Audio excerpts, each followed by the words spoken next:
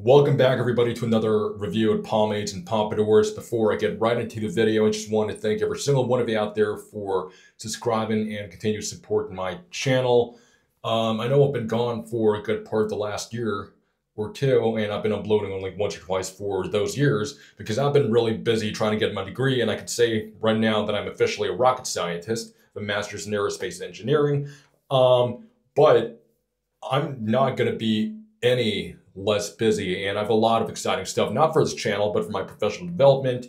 I actually do have a separate new YouTube channel for that, but I more so post things about it on Instagram under the brand name Galactic Greaser. So most of the action's happening in this Instagram, but I'll be posting more stuff on the new YouTube account that's associated with it as well.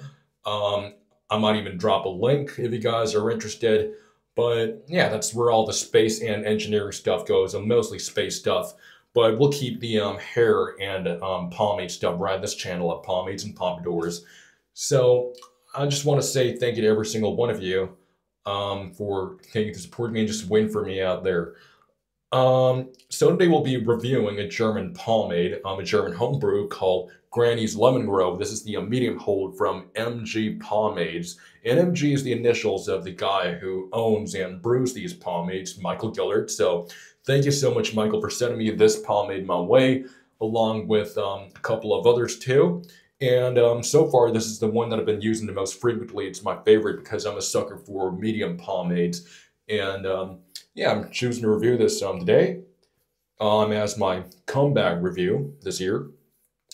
So one of the things that you would really notice upon looking at this oil-based pomade is obviously the design of the tin, a very iconic Western theme that comes with the MG pomades.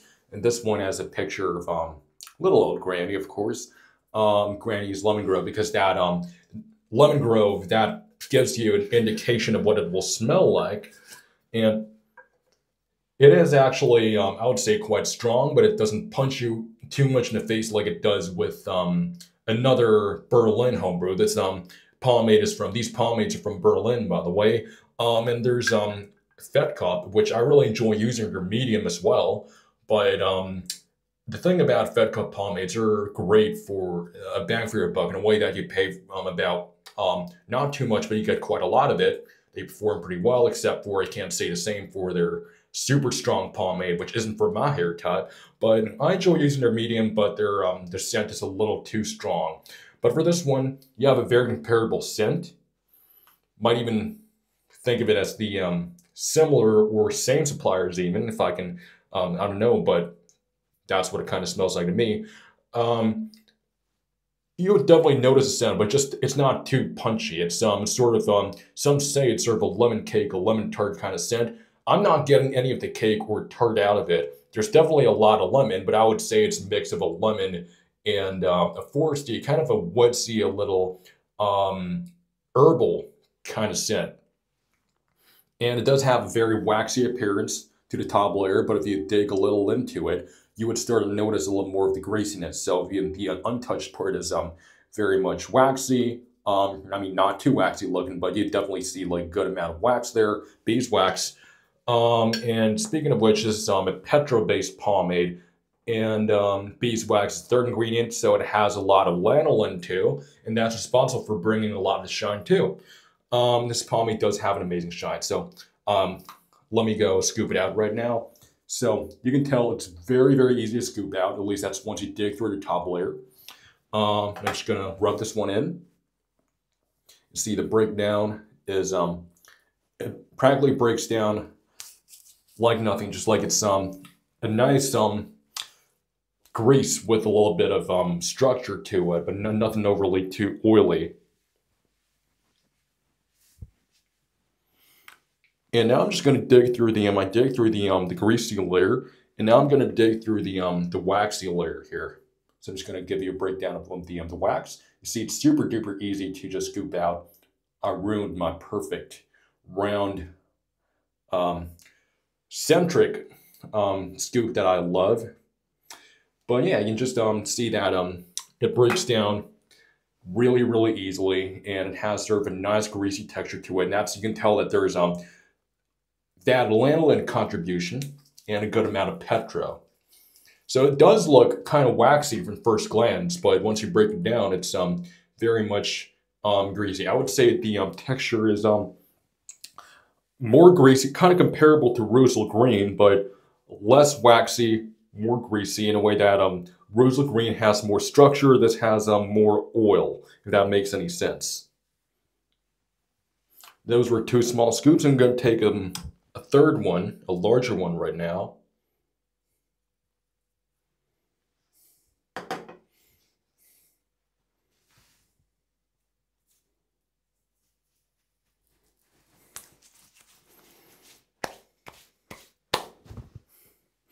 Shed quite some hairs recently, but I swear to God, I'm not balding. Still have all my hair in place. Just, yeah, some things you gotta deal with as someone with medium to medium-ish hair. You can see that the resistance is, there's hardly any strong resistance to it, no tug and pull. You can see that it just glides through my hair really easily. So you can tell there's a good amount of grease content, and there's some, you're going to immediately feel a little bit of the not too much of an immediate hold, but you would notice there is something, a bit of a resistance, so there's some kind of, some wax to it. Yeah, combing it through. Also goes in really, really smoothly. Now I'm just going to go face this way, that's where my mirror is.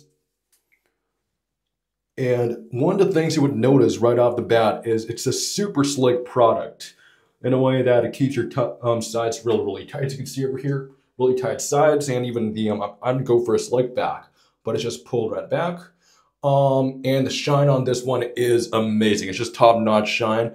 I would say it's between a medium to a high sort of level.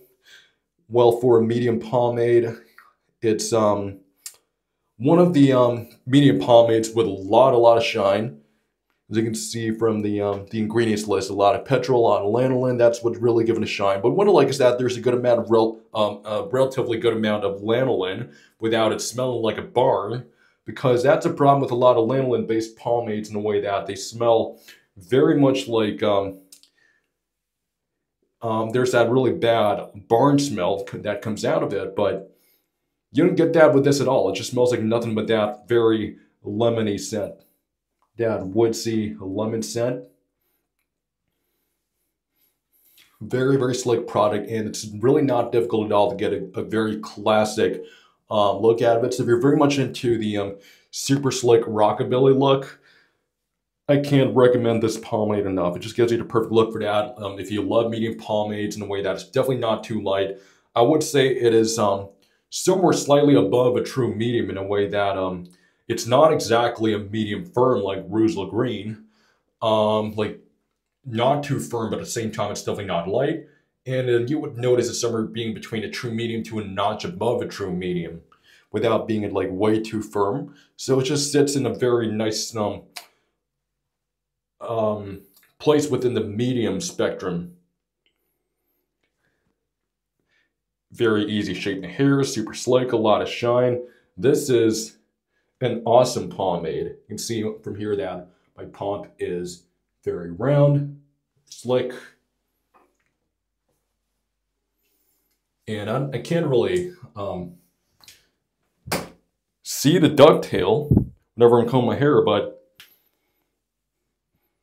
now with this new setup that I have where I don't really have to hold the camera, got some new equipment, I'm able to show you what my ducktail looks like.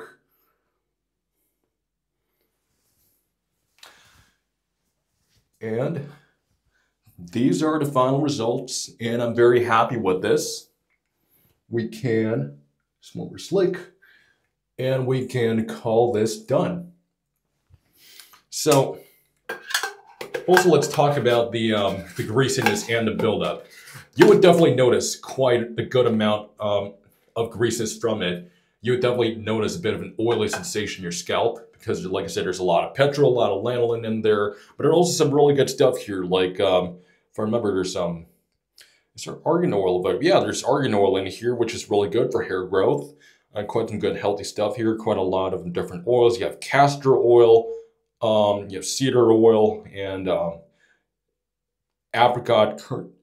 No, it's argan oil. So the point is, you have and even citrus peel oil, lemon oil. So you have quite a good number of oils here. So you can tell that it is full of great carrier oils to moisturize and condition your hair.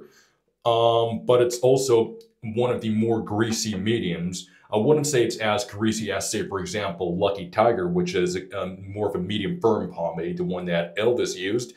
That one is definitely a bit more greasy. This one is a little less greasy than the Lucky Tiger pomade, but you would definitely have like a noticeable greasy feeling on your scalp.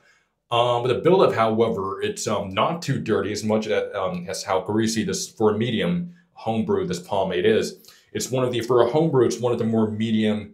It's one of the more greasy and very shiny, of course, medium pomades. Yeah, this is definitely a medium high shine would be a little would underrate the shine level on this one because it's definitely more of a high shine. But yeah, a bit of greasiness for a homebrewed pomade. But for that amount of greasiness, I would expect a much dirtier buildup.